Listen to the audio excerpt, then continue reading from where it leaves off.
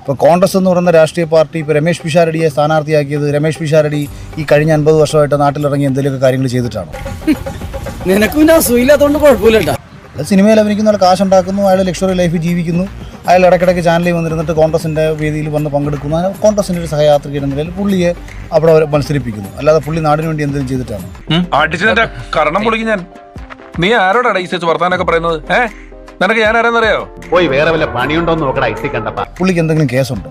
പുള്ളി ജീവിതത്തിൽ എപ്പോഴെങ്കിലും ഇറങ്ങി ഈ നാട്ടിലൊരു പ്രശ്നങ്ങളിൽ ഇടപെട്ടിട്ടുണ്ടോ? ഇവർക്ക് എന്നെ ഭയമാണ്.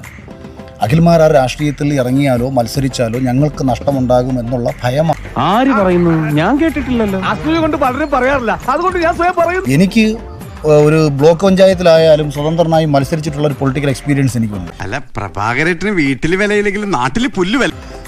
ഞാൻ യൂത്ത് കോൺഗ്രസിൻ്റെ മണ്ഡലം ജനറൽ സെക്രട്ടറി ആയിട്ട് ഞാൻ വർക്ക് ചെയ്യുന്ന സമയത്ത് എൻ്റെ നാട്ടിൽ നടന്ന ഒരുപാട് വിഷയങ്ങളെ അഡ്രസ്സ് ചെയ്തിട്ടുള്ള ഒരാളാണ് ഞാൻ. ഇപ്പൊ ഞാൻ സ്വല്പം പുറകോട്ടാ, പക്ഷെ നാളെ ഞാൻ മുന്നോട്ട് കുതിക്കും.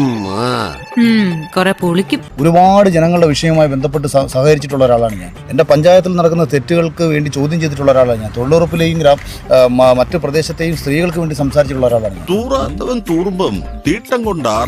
അപ്പം ജനകീയ വിഷയങ്ങളിലെല്ലാം തന്നെ ഈ പറയുന്ന ബിഗ് ബോസിൽ വരുന്നതിന് മുൻപ് തന്നെ ഇറങ്ങി പ്രവർത്തിച്ചിട്ടുള്ള ഒരാളാണ്.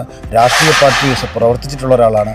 എടുത്തൊരു സിനിമ പോലും പൊളിറ്റിക്കൽ സ്വഭാവമുള്ള സിനിമയാണ്. ഒരുപാട് ചാനൽ ചർച്ചകളിൽ രാഷ്ട്രീയ നിരീക്ഷകനായി പങ്കെടുത്തിട്ടുള്ള ഒരാളാണ്.